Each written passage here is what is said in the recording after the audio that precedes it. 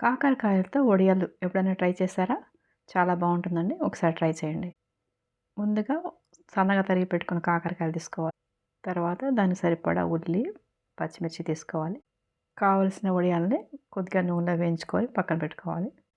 ఇప్పుడు స్టవ్ మీద పాన్ పెట్టి దానిలో ఆయిల్ వేసి అది వేడిన తర్వాత తాలింపు గింజలు, ఉల్లిపాయలు, పచ్చిమిర్చి, కరివేపాకు వేసి బాగా వేయించుకోవాలి. కొద్దిగా వేగిన తర్వాత పసుపు వేయాలి. అది కాస్త మగ్గిన తర్వాత అందులో కాకరకాయ ముక్కలు వేసి బాగా వేయించుకోవాలి. అది కొంచెం దగ్గర పడిన తర్వాత రుచికి సరిపడా ఉప్పు చేర్చుకోవాలి. మరి కాస్త మగ్గిన తర్వాత కొద్దిగా చింతపండు పులుసు ఇందులో వేసుకోవాలి.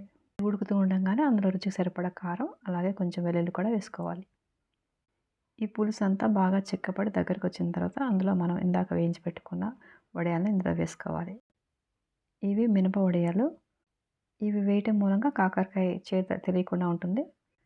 రుచి కూడా చాలా బాగుంటుంది. ఇప్పుడు వీటిని వేరే బౌల్లోకి ట్రాన్స్ఫర్ చేసుకొని